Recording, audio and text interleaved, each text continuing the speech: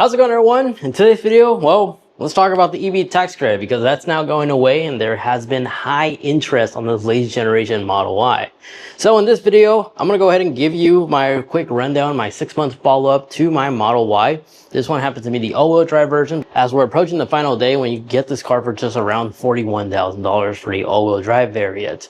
Because I noticed my local Tesla showroom, gallery, or whatever they call it, they're having a hard time maintaining inventories on these. They're constantly selling out. So let's take this opportunity and see what this car has to offer and how it's holding up during my 6 months of ownership after making this into my daily driver. So to give you a quick recap, me and the missus, we were both looking for like some type of hybrid vehicle because unfortunately we both drive gas guzzling vehicles. She has a black wing that's heavily tuned and I have a very heavy Ford F-150 Raptor, and this one's in the middle and allow us to save some money when we're daily driving, and when we're doing something fun, we have some fun vehicles to drive in those occasions. So that's my quick explanation why we decided on getting this. So the spec of the vehicle, this is a pearl white Model Y 2026 all-wheel drive variant. And the reason why we settled was white instead of like a darker color interior, or we could have selected the free one, which is this gray color. The reason why we went with white is because over here, when it gets hot, it's like typically around the 105 degrees Fahrenheit. And white color paint vehicles, lighter color paint vehicles in general, are known to be less heat absorbent, which lets the interior cabin to cool off a lot quicker versus a darker color car. An experience that we learned firsthand by buying a black BMW X5 before we got rid of it. Then we got the all-wheel drive version due to the fact that we like to drive this even when it's raining really badly. Because even though I live in Northern California where we rarely will see rain, but when it rains, it really does pour. So all-wheel drive is an essential thing for us because of that. And what you just heard right there is a custom lock sound you can actually enable for your vehicle. It's all customized in there, so you don't have to use the default car honk whenever the car locks. I like this customization ability that the Tesla gives us. But that's one of the pre-selected ones. You can also install some of your very own with a flash drive, which is kind of cool. Now, a thing that we always do on all of our cars is install a dash cam. A dash cam that could record even when the vehicle is parked. The cool thing about Teslas is they utilize the existing cameras that they have and give you dash cam recording even when the vehicle is parked and while you're driving. I like the fact that Tesla continues to be one of the most tech-savvy companies out there. Speaking of tech-savvy updates, another beauty about this vehicle is here's the Tesla app. Now, I've driven and own vehicles that also use a third-party app to control the vehicle, but nothing is as quick as the Tesla. I just tap the Frunk release latch and it immediately just opens. If I was trying to unlock my friend's Mach-E, it will take like a minute or so just for it to respond. That one is just instant. It's always been like that. And in here in the Frunk, since this is an electric car, this is a proper size Frunk with a heat pump somewhere in the back end here to keep the battery healthy and happy. But down here, you also have your tow hitch, the little recovery hook that you'll attach, and a drain plug. And when you need to be towed, you just unplug that and just screw it in, just like every other vehicle. The only con to this is that you have to actually manually close it, but you get used to it. I like it. I treat the Frunk as like my Volt. So whenever I'm traveling with my drone or something like that, I don't want to leave it inside where someone could smash the glass and get in and steal my backpack. I just put it in the hood, as that's much harder to break in versus a glass window. And then another cool thing about this Tesla is you get some very advanced headlights. These feature the matrix headlights, which allows the computer, the cameras, and everything to automatically detect vehicles as well as bicyclists who are riding their bikes at night, and will basically just illuminate around them. So you're technically driving with your high beams, but they're not directly being blinded by the high beams. It's pretty advanced, and I love that this technology that Tesla has on these Model Ys. Don't get me wrong, other Teslas also have this, but we're just focusing strictly on the Model Y.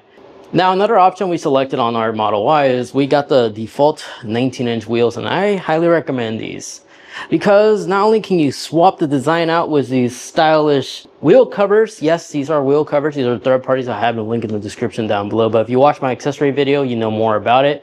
But I still get the same range that this vehicle is rated for, 330 under a single charge at 100%. And after driving with these on for about a month now, I have not noticed a range loss whatsoever. And I gotta say, these wheel covers look absolutely amazing. But another reason why I went with the 19s is due to the fact that it's just more convenient to not only rotate your wheels, as these are lighter wheels than the 20s. But tire choices, there's a lot more tire choices to choose from with these, so you can save some money in the long run when it's time for you to change your tires. That's another reason why I went with the 19s. Now 6 months later, the front opens and closes no problem. Each door opens and closes, no issues whatsoever. Door handles are strong.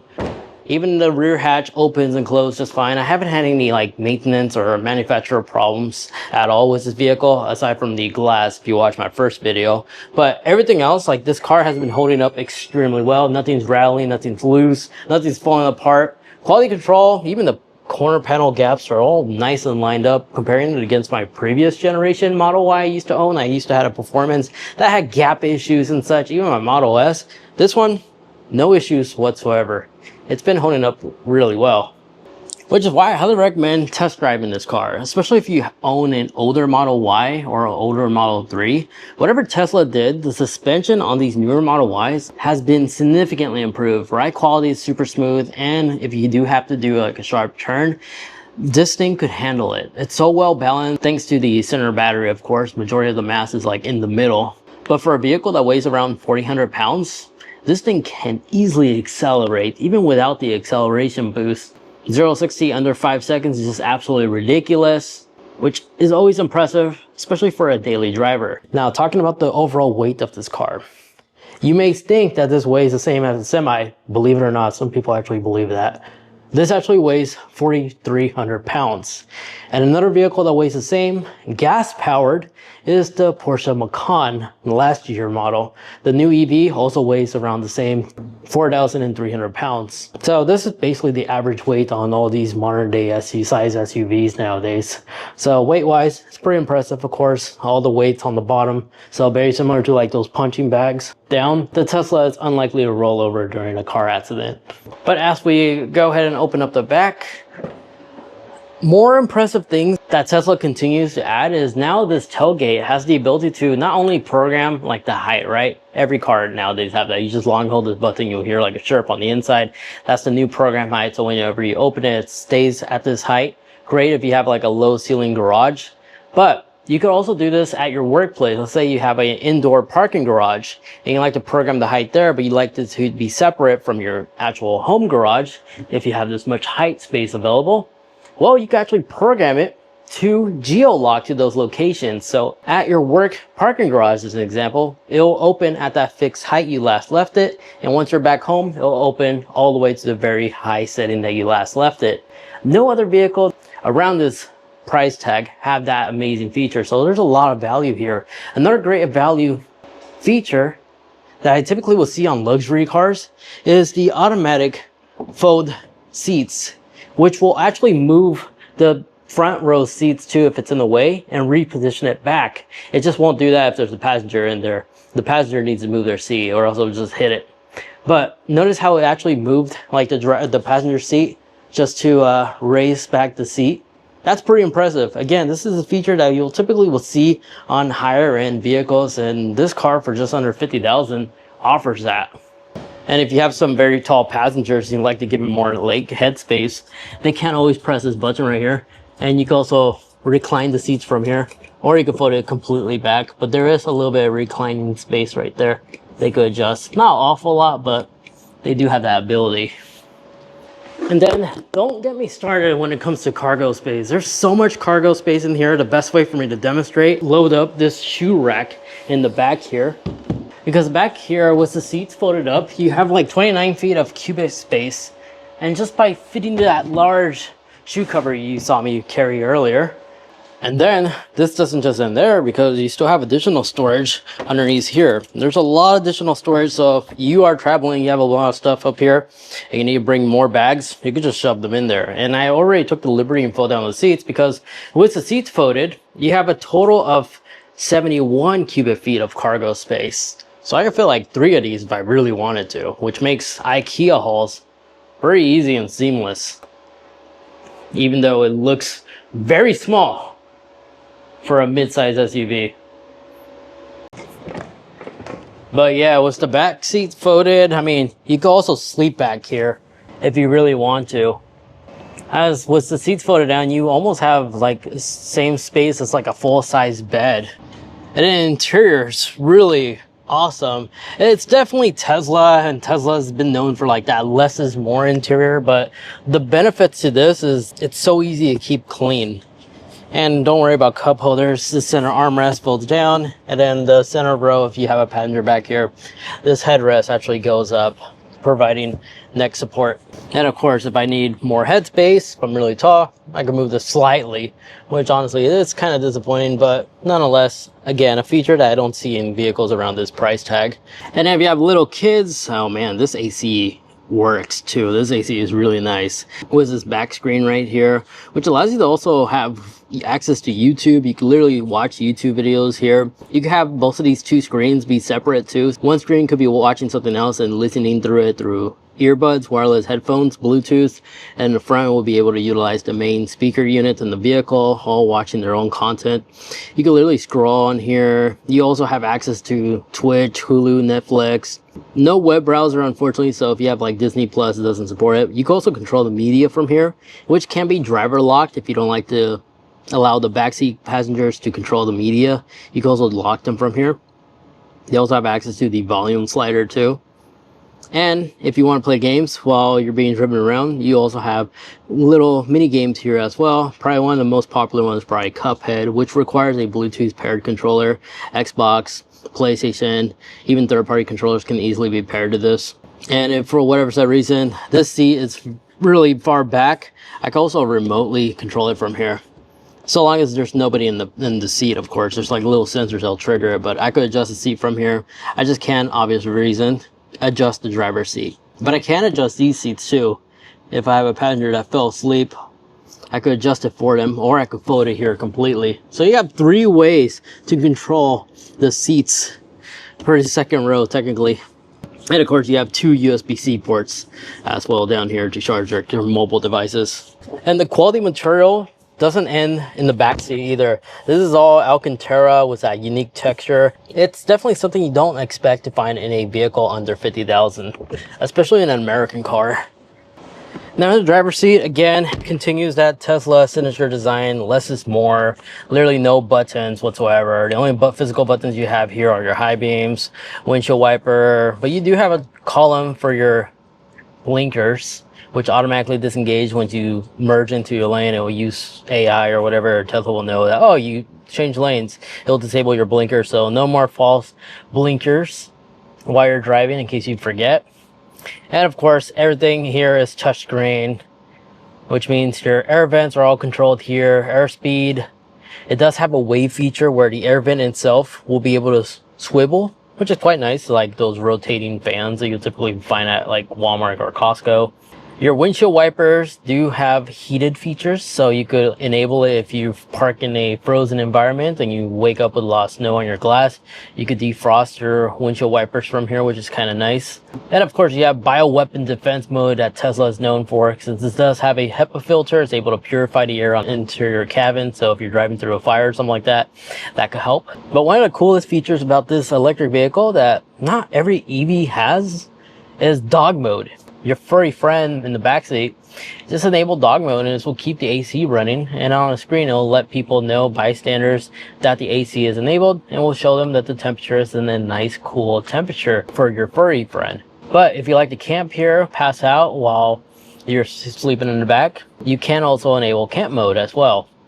And keep is something I like to use, which will allow the interior cabin to remain set as the current temperature you last left it, in case you got to go and run in the store and get back in. This will keep the interior nice and cool when you get back.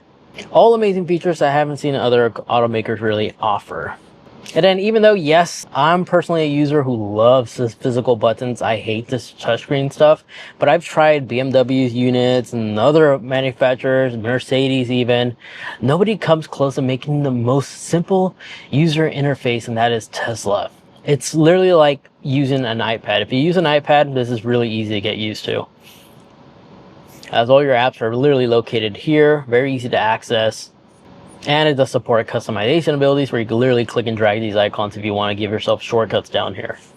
And if you want your AC to turn off, you just long hold on the temperature and it'll automatically disengage. But the amount of space, even in the front row, is insane. This goes all the way down. I treat it as a trash bin because I have a little trash bin in there. I have additional storage back here. Side doors also have deep storage compartments.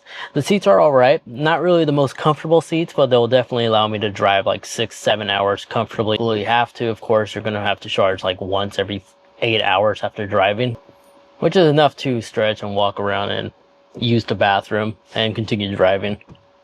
And that is the Model Y in a nutshell, my Model Y, and how it's holding up in 6 months, and all the cool features that it has. One of my most favorite features is the fact I don't have to roll up the window. You see, if I walk away far enough, it will automatically lock the car, but if I manually lock it as well, so long as the vehicle is locked, all the windows will automatically roll up. That's pretty nice. Again, not a bad car for under 50,000. You get a lot of tech, a lot of value I see here, especially for an electric vehicle. So if you're planning on picking one up, I highly recommend using somebody's referral code. If you can't find one, I'll have mine link in the description down below. It's a cool little benefit because I believe currently you get like 3 months free of full self-driving. So you give it a try and see if it's worth it. My personal opinion and my thoughts about full self-driving hasn't changed from my previous video, so it's okay. I just personally don't rely on it. I prefer basic autopilot, which is what I have on my car, which is ideal to use, especially in like those long highways. It's just 2 lanes and traffic is just moving at one pace. Enable autopilot, just supervise it and allow the car to do its thing. But full self-driving, my experience was it has been like hiring a lazy chauffeur. That's how I'll review it. It'll get the job done, but it's questionable sometimes, which is why it's highly recommended. And it's marketed to be supervised full self-driving, not hands off, eyes off the road type of thing. But with that referral code, you get to try it for 3 months free, and then you can decide if you like to buy it or not, which I'll have in the description down below. But that wraps up the car. Another con I should probably mention is get this car, especially if you're okay knowing that everybody's going to have this vehicle. Now, don't get me wrong, I kind of like that. I'm getting tired of driving like flashy vehicles. So ever so often, switching to a vehicle that basically becomes anonymous as soon as it's on the highway, it's quite nice time to time. So I do like that ability. That could be a pro and a con to some users. I like the incognito mode sometimes, so I do like this car for that. Just quick warning, I do recommend personalizing in some way, or at least try and make your car different than other Teslas, because I have charged a Tesla supercharger and I almost accidentally walked up to the wrong Tesla. It just happened to be the similar spec like mine. That's why I changed the wheel caps and stuff to at least separate it a little bit, make it less noticeable from everybody else. So a little pro tip right there. Other than that, there you guys have it. If you'd like to find out how much I'm spending on insurance, as well as how much it's costing me to charge and drive, I go in greater detail in this video over there. Thank you so much for watching.